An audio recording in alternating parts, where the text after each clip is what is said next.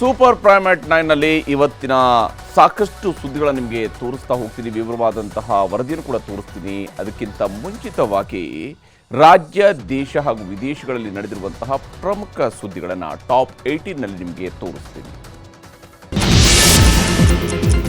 ಕನ್ನಡದ ಹಿರಿಯ ಸಾಹಿತಿ ಬಾನು ಮುಷ್ತಾಕ್ ಅವರಿಗೆ ಪ್ರತಿಷ್ಠಿತ ಬೂಕರ್ ಪ್ರಶಸ್ತಿ ಲಭಿಸಿದೆ. ಕನ್ನಡದಲ್ಲಿ ಭಾನು ಅವರು ಬರೆದಿದ್ದಂತಹ ಹೃದಯ ದೀಪ ಎಂಬ ಸಣ್ಣ ಕಥೆಗಳ ಸಂಕಲನದ ಇಂಗ್ಲಿಷ್ ಅನುವಾದ ಹಾರ್ಟ್ ಲ್ಯಾಂಪ್ ಕೃತಿಗೆ ಈ ಪ್ರಶಸ್ತಿ ಒಲಿದಿದೆ. ಭಾನು ಮುಷ್ತಾಕ್ ಅವರ ಕೃತಿಯನ್ನ ದೀಪಾ ಬಸ್ತಿ ಇಂಗ್ಲಿಷ್ಗೆ ಅನುವಾದಿಸಿದರು. ಲಂಡನ್ನಲ್ಲಿ ನಡೆದಂತಹ ಕಾರ್ಯಕ್ರಮದಲ್ಲಿ ಬಾನು ಮುಷ್ತಾಕ್ ಬೂಕರ್ ಪ್ರಶಸ್ತಿಯನ್ನು ಸ್ವೀಕರಿಸಿದರು. 1997ರಲ್ಲಿ ಮಂಗಳೂರು ಮೂಲದ ಅರವಿಂದ್ ಅಡಿಗ ಅವರಿಗೆ ಬೂಕರ್ ಪ್ರಶಸ್ತಿ ಬಂದಿತ್ತು. ಈಗ ಬೂಕರ್ ಪ್ರಶಸ್ತಿ ಬಾನು ಮುಷ್ತಾಕ್ ಅವರಿಗೆ ಒಲಿದಿದ್ದು ಸಿಎಂ ಸಿದ್ದರಾಮಯ್ಯನವರು ಸೇರಿದಂತೆ ಗಣ್ಯಾತಿ ಗಣ್ಯರು ಶುಭಾಶಯವನ್ನು ಕೋರ್ತಾ ಇದ್ದಾರೆ. ಕನ್ನಡ ಮಾತಾಡಲ್ಲ, ನೀನೇ ಹಿಂದಿಯಲ್ಲಿ ಮಾತಾಡು ಅಂತ ಚಂದಾಪುರದ SBI ಬ್ಯಾಂಕ್ ಮಹಿಳಾ ಮ್ಯಾನೇಜರ್ ದರ್ಪ ತೋರಿಸಿದರು. ಇದನ್ನು ಖಂಡಿಸಿ ಇವತ್ತು ಕರವೇ ಕಾರ್ಯಕರ್ತರು ಪ್ರತಿಭಟನೆ ಮಾಡಿದ ಮೇಲೆ ಕ್ಷಮೆಯನ್ನು ಕೂಡ ಕೇಳಿದ್ದಾರೆ. ಇದರ ನಡುವೆ ಕನ್ನಡ ಮಾತಾಡಲ್ಲ ಅಂತೇಳಿ ದಿಮಾಕು ತೋರಿಸಿದ್ದ ಮಹಿಳಾ ಮ್ಯಾನೇಜರನ್ನು ಬೇರೆ ರಾಜ್ಯಕ್ಕೆ ವರ್ಗಾವಣೆ ಮಾಡಲಾಗಿದೆ. ಇನ್ನು ಬ್ಯಾಂಕ್ ಉದ್ಯೋಗಿಗಳಿಗೆ ಸ್ಥಳೀಯ ಭಾಷೆಯ ತರಬೇತಿ ಕೊಡಿ ಅಂತ ಮುಖ್ಯಮಂತ್ರಿ ಸಿದ್ದರಾಮಯ್ಯನವರು ಕೂಡ ಕೇಂದ್ರ ಸರ್ಕಾರವನ್ನು ಆಗ್ರಹಿಸಿದ್ದಾರೆ.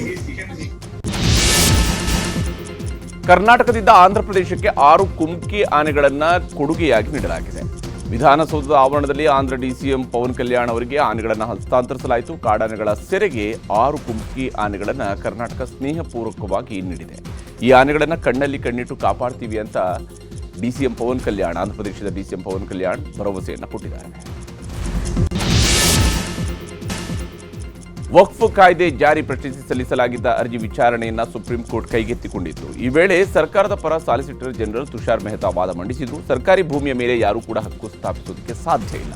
ವಕ್ಫ್ ಎನ್ನುವುದು ದಾನವಿದ್ದಂತೆ, ಇದು ಇಸ್ಲಾಂನ ಭಾಗವಲ್ಲ. ಹೀಗಾಗಿ ವಕ್ಫ್ ಆಸ್ತಿ ಮರಳಿ ಪಡೆಯಲು ಸರ್ಕಾರಕ್ಕೆ ಕಾನೂನುಬದ್ಧ ಅಧಿಕಾರ ಇದೆ ಅಂತ ಕೋರ್ಟ್ಗೆ ಮೆಹ್ತಾ ತಿಳಿಸಿದರು. ಪಾಕಿಸ್ತಾನ ಪ್ರಾಯೋಜಿತ ಭಯೋತ್ಪಾದನೆ ಕುರಿತು ಜಗತ್ತಿಗೆ ವಿವರಿಸಲು ರಚಿಸಿರುವ ಸರ್ವಪಕ್ಷ ನಿಯೋಗವನ್ನು ಕಾಂಗ್ರೆಸ್ ಟೀಕಿಸಿದೆ. ವಿರೋಧ ಪಕ್ಷಗಳ ಕಠಿಣ ಪ್ರಶ್ನೆಗಳಿಂದ ಪಾರಾಗಲು ಸರ್ವಪಕ್ಷಗಳ ನಿಯೋಗವನ್ನು ವಿದೇಶಗಳಿಗೆ ಕಳಿಸುತ್ತಿದ್ದಾರೆ ಪ್ರಧಾನಿ ಮೋದಿ ಅಂತ ಜಯರಾಮ್ ರಮೇಶ್ ಕಿಡಿಕಾರಿದ್ದಾರೆ. ಇನ್ನೊಂದು ಕಡೆ JDU ಸಂಸದ ಸಂಜಯ್ ಝಾ ನೇತೃತ್ವದ ಮೊದಲ ನಿಯೋಗ 5 ರಾಷ್ಟ್ರಗಳ ಭೇಟಿಗಾಗಿ ಜಪಾನ್ಗೆ ತೆರಳಿದೆ. ರಾಜ್ಯ ಪೊಲೀಸ್ ಮಹಾನಿರ್ದೇಶಕರಾಗಿದ್ದ ಅಲೋಕ್ ಮೋಹನ್ ನಿವೃತ್ತರಾಗಿದ್ದಾರೆ. ಹಿರಿಯ IPS ಅಧಿಕಾರಿ MA ಸಲೀಂ ಅವರನ್ನು ರಾಜ್ಯ ಪ್ರಭಾರ ಪೊಲೀಸ್ ಮಹಾನಿರ್ದೇಶಕರಾಗಿ ಸರ್ಕಾರ ನೇಮಿಸಿ ಆದೇಶ ಹೊರಡಿಸಿದೆ. ನ್ಯಾಷನಲ್ ಹೆರಾಲ್ಡ್ ಕೇಸ್ನಲ್ಲಿ ಆರೋಪಿಗಳಾದ ಸೋನಿಯಾ ಗಾಂಧಿ ಹಾಗೂ ರಾಹುಲ್ ಗಾಂಧಿ 142 ಕೋಟಿ ರೂಪಾಯಿ ಆದಾಯ ಪಡೆದಿದ್ದಾರೆ ಅಂತ ED ಆರೋಪಿಸಿದೆ. ದೆಹಲಿ ಹೈಕೋರ್ಟ್ಗೆ ಸಲ್ಲಿಸಿರುವ ಚಾರ್ಜ್ ಶೀಟ್ನಲ್ಲಿ ಜಾರಿ ನಿರ್ದೇಶನಾಲಯ ಸೋನಿಯಾ ಹಾಗೂ ರಾಹುಲ್ ಗಾಂಧಿ ವಿರುದ್ಧ ಈ ಗಂಭೀರ ಆರೋಪವನ್ನು ಮಾಡಿದೆ. ಮೆಟ್ರೋ ಪ್ರಯಾಣ ದರವನ್ನು ಏರಿಕೆ ಮಾಡಿದ್ದಂತಹ BMRCL ಈಗ ಸಾರ್ವಜನಿಕರಿಗೆ ಮೆಟ್ರೋ ನಿಲ್ದಾಣಗಳಲ್ಲಿ ನೀಡ್ತಾ ಇದ್ದ ಸೌಲಭ್ಯದಲ್ಲೂ ಸುಲಿಗೆಗೆ ಮುಂದಾಗಿದೆ. ಮೆಟ್ರೋ ನಿಲ್ದಾಣಗಳಲ್ಲಿರುವ ಶೌಚಾಲಯದ ಬಳಕೆಗೆ 2 ರಿಂದ 5 ರೂಪಾಯಿ ಹಣ ಫಿಕ್ಸ್ ಮಾಡಿದೆ. ಜೊತೆಗೆ ಹಣ ವಸೂಲಿಗೆ ಶೌಚಾಲಯದ ಮುಂದೆ ಮೆಟ್ರೋ ಅಧಿಕಾರಿಗಳು ಸಿಬ್ಬಂದಿಯನ್ನು ಕೂಡ ನೇಮಿಸಿದ್ದಾರೆ.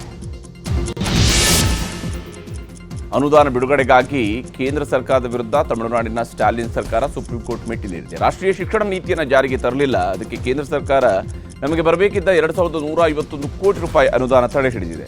ಈ ಹಣವನ್ನು ಬಿಡುಗಡೆ ಮಾಡಿಸಿ ಅಂತ ಸುಪ್ರೀಂ ಕೋರ್ಟ್ಗೆ ಅರ್ಜಿಯನ್ನು ಸಲ್ಲಿಸಲಾಗಿದೆ. ಪಾಕಿಸ್ತಾನದ ಸೇನಾ ಮುಖ್ಯಸ್ಥ ಜನರಲ್ ಆಸಿಮ್ ಮುನೀರ್ಗೆ ಫೀಲ್ಡ್ ಮಾರ್ಷಲ್ ಆಗಿ ಬಡ್ತಿ ಸಿಕ್ಕಿದೆ. ಆಸಿಮ್ ಮುನೀರ್ ಬದುಕಿರುವವರೆಗೂ ಕೂಡ ಇದೇ ಹುದ್ದೆಯಲ್ಲಿ ಮುಂದುವರಿಸುವುದಕ್ಕೆ ಪಾಕಿಸ್ತಾನದ ಶೆಹಬಾಜ್ ಶರೀಫ್ ಸರ್ಕಾರ ನಿರ್ಧರಿಸಿದೆ. ಭಾರತ ನಡೆಸಿದ ಆಪರೇಷನ್ ಸಿಂಧೂರ್ನಲ್ಲಿ ತೀವ್ರ ಮುಖಭಂಗ ಅನುಭವಿಸಿದರ ನಡುವೆಯೇ ಆಸಿಮ್ ಮುನೀರ್ ಫೀಲ್ಡ್ ಮಾರ್ಷಲ್ ಆಗಿ ಬಡ್ತಿ ಪಡೆದಿರುವುದು ಪಾಕಿಸ್ತಾನದ ಅರಾಜಕ ಸ್ಥಿತಿಗೆ ಹಿಡಿದಂತಹ ಕನ್ನಡಿಯಿದೆ. ಪಾಕಿಸ್ತಾನದ ಬಲೂಚಿನಲ್ಲಿ ಶಾಲಾ ವಾಹನವನ್ನು ಗುರಿಯಾಗಿಸಿ ಆತ್ಮಾಹುತಿ ಬಾಂಬ್ ದಾಳಿ ನಡೆಸಲಾಗಿದೆ. ದಾಳಿಯಲ್ಲಿ 3 ಮಕ್ಕಳು ಸೇರಿದಂತೆ 5 ಜನರು ಮೃತಪಟ್ಟಿದ್ದಾರೆ. 38ಕ್ಕೂ ಹೆಚ್ಚು ಜನ ಗಾಯಗೊಂಡಿದ್ದಾರೆ. ಪಾಕಿಸ್ತಾನದ ಖುದ್ದಾರ್ ಜಿಲ್ಲೆಯಲ್ಲಿ ಈ ಬಾಂಬ್ ಸ್ಫೋಟ ಸಂಭವಿಸಿದೆ.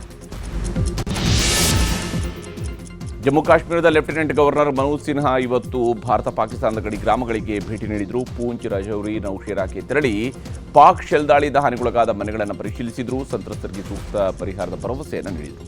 ಇದೇ ವೇಳೆ ನೌಶೇರಾದಲ್ಲಿ ಭದ್ರತಾ ಪಡೆಗಳನ್ನು ಭೇಟಿಯಾಗಿ ಹುರಿದುಂಬಿಸಿದರು. ಆಪರೇಷನ್ ಸಿಂಧೂರ್ ಬಗ್ಗೆ ವಿವಾದಾತ್ಮಕ ಹೇಳಿಕೆ ನೀಡಿದ್ದ ಹರಿಯಾಣದ ಪ್ರೊಫೆಸರ್ ಅಲಿ ಖಾನ್ಗೆ ಸುಪ್ರೀಂ ಕೋರ್ಟ್ ಮಧ್ಯಂತರ ಜಾಮೀನು ನೀಡಿದೆ. ತನಿಖೆ ವಿಷಯವಾಗಿ ಮತ್ತು ಆಪರೇಷನ್ ಸಿಂಧೂರ್ ಬಗ್ಗೆ ಯಾವುದೇ ಹೇಳಿಕೆ ಅಥವಾ ಪೋಸ್ಟ್ ಮಾಡದಂತೆ ಷರತ್ತು ವಿಧಿಸಲಾಗಿದೆ.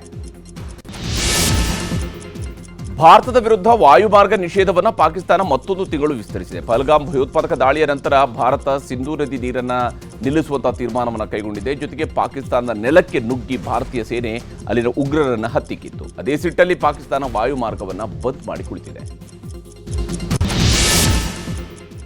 ಒಂದು ದೇಶ ಒಂದು ಚುನಾವಣೆ ಜಾರಿಗೆ ಸಂವಿಧಾನಕ್ಕೆ ತಿದ್ದುಪಡಿ ಆಗಬೇಕು ಅಂತ ಕೇಂದ್ರ ಕೃಷಿ ಸಚಿವ ಶಿವರಾಜ್ ಸಿಂಗ್ ಚೌಹಾಣ್ ಹೇಳಿದ್ದಾರೆ. ಒಂದು ದೇಶ ಒಂದು ಚುನಾವಣೆ ಬಗ್ಗೆ ಗಂಭೀರ ಚರ್ಚೆ ನಡೆಸಬೇಕಿದೆ. ಸಂವಿಧಾನಕ್ಕೆ ತಿದ್ದುಪಡಿ ತರುವ ಮೂಲಕ ಅದನ್ನು ಕೊನೆಗಾಣಿಸಬೇಕು ಅಂತ ಹೇಳಿದರು. ದೆಹಲಿಯಿಂದ ಶ್ರೀನಗರಕ್ಕೆ 220ಕ್ಕೂ ಹೆಚ್ಚು ಪ್ರಯಾಣಿಕರನ್ನು ಕರ್ಕೊಂಡು ಹೋಗುತ್ತಿದ್ದ ಇಂಡಿಗೋ ವಿಮಾನ ತುರ್ತು ಭೂಸ್ಪರ್ಶವಾಗಿದೆ. ಧೂಳಿನ ಬಿರುಗಾಳಿ ಜೊತೆಗೆ ಪ್ರತಿಕೂಲ ಹವಾಮಾನದಿಂದಾಗಿ ವಿಮಾನ ತುರ್ತು ಭೂಸ್ಪರ್ಶ ಮಾಡಿದೆ. ಇದೇ ವೇಳೆ ಪ್ರಯಾಣಿಕರು ಕಿರಿಚುವಂಥದ್ದು, ಅಳುವಂಥದ್ದು, ದೇವರನ್ನು ಪ್ರಾರ್ಥಿಸುವ ವಿಡಿಯೋ ಈಗ ಸಾಮಾಜಿಕ ಮಾಧ್ಯಮಗಳಲ್ಲಿ ಕೂಡ ವೈರಲ್ ಆಗಿದೆ.